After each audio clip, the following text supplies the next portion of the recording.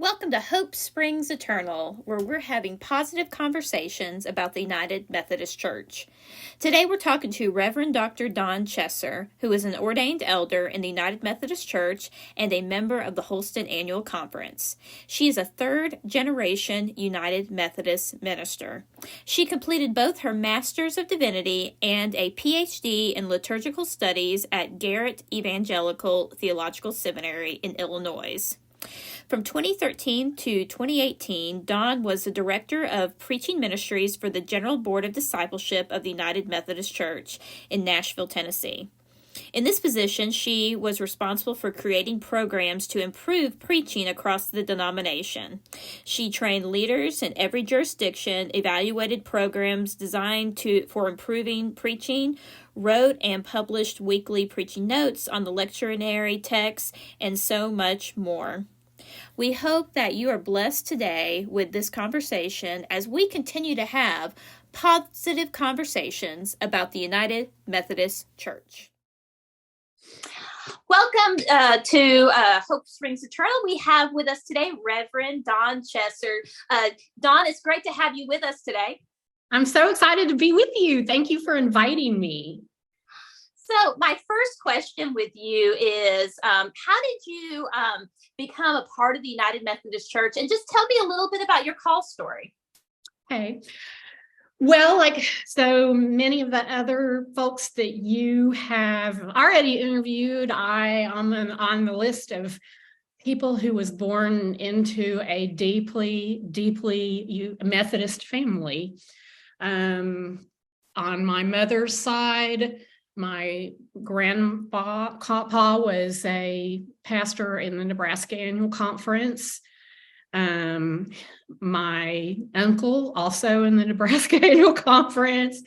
My mother's cousin is a pastor in the New York Annual Conference. My great Aunt Elsie was a missionary to China. My mother was a US-2 missionary. I have clergy on my father's side of the family, including my father, who was a minister in the North Arkansas Annual Conference. So really, really, really deep Methodist roots that are range from my Nebraska relatives who were very, very conservative, holiness movement, rural Methodist. My grandpa went to Asbury Seminary and my mother went to college at Asbury. My mother grew up in a household where they were not allowed to dance or go to movies or wear pants or play cards or all these things. And then my mother married my father, who was from South Alabama and was kind of a progressive liberal person, who had a experience as part of a Wesley Foundation ministry at the University of Alabama. And then met my mother when she was a US-2 and fell in love with her Christian spirit, married her, and they went off and he went to Duke with the intent of becoming a Wesley Foundation director, which he did. So then when I was born, my father was appointed to be the Wesley Foundation director at the University of Arkansas in Fayetteville. So I grew up from the time I was 1.5 until I was my junior year in high school. He was moved. Running around the Wesley Foundation, being cared for by students, and many of whom went to seminary, marching in peace rallies. It was the 60s and the 70s, and it was all about, I understood faith to be about social justice and questions of faith and conversation and dialogue sermons and, kind of really strange stuff. And then my father in 1968, when the central jurisdiction ended, there was a gap period where they were bringing the Black pastors back into the North Arkansas Conference, and there was some time that had to pass. So my father was appointed to serve at the Black Methodist Church in Fayetteville, St. James United Methodist Church. And so my brother and I were little bitty, and we were the only white people in this congregation. And once the transition occurred and they were set to get a Black pastor, they said, no, we would like to keep Lewis, my father. So my father stayed there and served that church. So my childhood was framed by being the only white people in a Black church as children, and then being among Wesley Foundation students. So I never really kind of had a regular white church experience until I was in high school. When I was in high school, I got very involved in the Conference Council on Youth Ministries, became one of the executive leadership team. I was just a natural leader. That is when I first started feeling the pull. I think for me, the Methodist Church has always been my home. I mean, my family. It's not just my blood family. It's where I feel safe and where I feel I can express myself into the world and join my voice with other people who share similar concerns. So in high school, I was very worried about nuclear war. It was the 80s. We were at the height kind of the nuclear arms race. And so our mission as high school students was to speak out against, as part of the anti-nuclear proliferation movement. From there, I went to college, ended up dropping out, moved to Denver, kind of just had some time away from it all. And when I was in Denver, I was very lonely. And I was working at a Kinko's coffee shop on the campus of Iliff Seminary. And so I worked the graveyard shift, and the seminary students would come in and they would, copy assignments and things. And I would make copies for myself because I was really interested in what they were reading. And I remember I'd drive around and I'd think, I would drive by a Methodist church and I think I can go in that church and I will be home. I would be okay. Any Methodist church, I would be okay if I walked in that door. So all that started to come together for me. And I felt definitely that God was calling me to go to seminary. So I packed up my bags, moved back to Arkansas, went back to college, finished my degree, and then went on to seminary to study at Garrett Evangelical Theological Seminary in Evanston, Illinois. So that's kind of how I got there. I came up through the North Arkansas Annual Conference. Awesome. So you touched a little bit on it. Why do you love the Methodist Church, and why are you staying? I think, I'm in a church right now. And this has happened to me a lot over the course of my career. I find that I come into churches where there hasn't been very much education amongst laity who've been there for many, decades about what it means to be a United Methodist. And so I always find a way to begin teaching the social principles. And then people get interested in that, and then they want to learn more about theology and quadrilateral and what makes Methodism unique. And so I'm doing that right now at the church I'm serving, and I'm watching people have this transformation, which is what I feel, this kind of sense that the Methodism, the hallmark of it is sort of this practical theology, this blend of theology and practice of the way that you live your life, emphasis on what it means to be a disciple in the way that you live your everyday. I'm very drawn to the emphasis on grace, especially in the South, where the counter to that is an emphasis on judgment, and people are always so surprised to hear over and over and over again, yeah, God loves you just the way you are. God really loves you, is not asking you to do anything or change anything. The whole sort of rooting in prevenient grace, and then how that becomes something that you live out throughout your life. I feel so privileged to live my life as a United Methodist pastor. There are very difficult aspects to this work, but it is a remarkable way to live your life, to spend every single day trying to help people to be community together, trying to help people to see others, not through their eyes, but through the eyes of Christ, trying to help empower people and equip them to tell other people about the Lord. My husband says I'm like an evangelical, and I really am. I'm a evangelical Methodist because I really believe in spreading the good news. So that I think it just works for me, that sort of meeting of the mind and the heart. I can navigate that. Now, this is not to say that I don't have issues with the Methodist Church and significant disagreements with the United Methodist Church right now.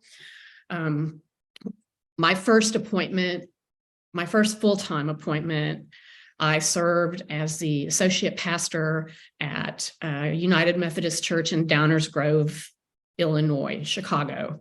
It's the second largest congregation in the conference. And the second year that I was there, one of the pastors in the Northern Illinois Conference, Reverend Greg Dell, was brought up on charges for performing a marriage between same-gender people. Wasn't legal at the time, but he served a church in an area of Chicago known as Boys Town. He had a large population of gay and lesbian folk, and most of the congregation there were gay LGBTQIA plus people. They had been ministering to those folks and performing covenant services for a long time. So in the early 90s, they started having these ecclesiastical trials. And I think Greg's trial was maybe the third trial. I think Jimmy Creech was first. Jimmy Creech was there. There was a guy in New York. Jimmy Creech was from Nebraska. And I think Greg was number 3. And so we had an ecclesiastical trial in the sanctuary of our church. And I sat there and bore witness to that for 3 days. It was terrible.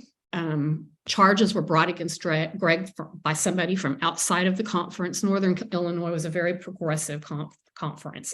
I had joined that conference out of seminary. It was very diverse, a lot of women, a lot of people of Asian and especially Korean descent, a lot of African American pastors. I mean, it was just a really city kind of place. And so this trial happens, and Greg was found guilty. He was a very good friend of mine. He was found guilty of disobedience to the order and discipline of the United Methodist Church and suspended for a year from practicing ministry. And he was a leader in our conference and a national voice. And it really shaped the rest of my career. I can't believe that here, almost 30 years later, we're having a vote in our conference, our first disaffiliation vote in the Holston annual conference, over this same thing that we cannot seem to get to a good place. So I would say that I have invested my entire life in this denomination. I have invested my career in working to change the denomination's stance towards LGBTQIA plus people. And I have borne personal witness to the damage that has been done because of this difficulty. But in spite of this, Methodists are my family. And I'm always amazed at how small the Methodist world is and how quickly you can run into people that know somebody that knows somebody. We are a family, and I am not going to leave my family just because I've been mad about this the whole time. I have not left. I'm not going to leave. Because you don't leave your family unless there's something abusive going on. And I don't feel the church has reached a point of abuse towards me. It has been abusive towards the LGBTQIA plus community. I could understand why those folks would leave, but my sense is that's not the reason. That's not who's leaving at this point. I'm not leaving. So I think Methodists try to be tolerant of one another. That's who we've always been. That's who my personal blood family was. So to move away from that seems devastating to me. I could not leave. I would not leave. I will not leave my family. So with all this, we're, going through all this transition and everything. What is your future hope for the Methodist Church? I've been watching, Holston is pretty far behind other conferences. So other conferences have been going, I'm sure through this process for all through the year. And what I see happening, I'm seeing it here in Arkansas especially, is some real revitalization seems to be happening among those who are choosing to stay. People are excited to quit having to watch what they say about inclusivity. I think there are a lot of people in the church who have an inclination and desire to offer God's welcoming love and grace and acceptance to everyone, but they have been held back by exterior forces. And now that those are kind of falling away, I think that we could see some real renewal in the remaining churches.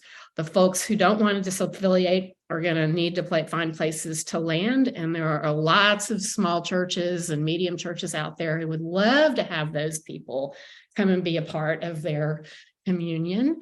And I'm really struck by,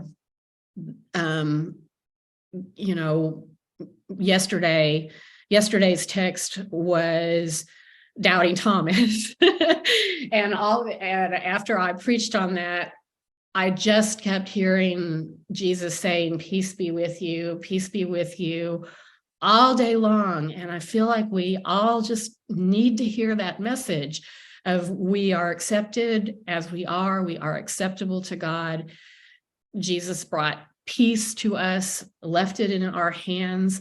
And I really think that's the hope. My other big hope for the future comes from the young people. When I look at this rising generation, and I'm talking about, children up through people under 30, who have grown up under the shadow of a lot of things that I didn't, that are very different from the shadows I was raised under: gun violence, this real division and intolerance, this deepening chasm between the left and the right in the United States, which of course gets played out in our churches. Our young people have grown up in a very different world, and they are much more accepting of others than I think previous generations have been. So as much as I possibly can, I am handing over leadership and looking to our young people to show us the way forward. That is where my real hope lies, is in young people who are finding their way back to the church. They're traumatized after the pandemic. They need community, and they have the skills and the vision to lead us to a new place. So my last question for you is, with all this, there's a lot of grief and there's a lot of heartache. And what if a person, in the church or a clergy person came to you today and said, Dawn, I need one word of encouragement during this time? What would it be? I would say this time is no different than any other time. Nothing has changed. Our book of discipline has not changed since 2016. I don't understand the rush to behave as if something has changed. I would urge people to look at their 2016 book of discipline and read it and see if they really do disagree with the theology and the doctrine of the church, which has not ever changed and which is not in danger of changing. Or look and see if they actually disagree with our current stance around LGBTQIA people and the way we offer ministry to those folks. Unfortunately for me, that has not changed. So, you know, I grow roses in my backyard, and I know that if I at the beginning of the season cut my rose bush all the way down to a nub, that's when the best flowering is going to happen. And I wonder if maybe what's happening right now is a little bit of pruning, and I hate it. I am brokenhearted about it. I don't want to participate in it, but maybe it is God's way of providing for an amazing renewal to happen in our denomination and in the wider world of the Christian faith. Thank you so much for joining us today, Dawn, and thank you for those who were watching today. And I hope this blessed you. And once again, thank you again, Dawn. It's been such an honor. Thank you for doing this, and thank you for getting the good news out about the United Methodist Church.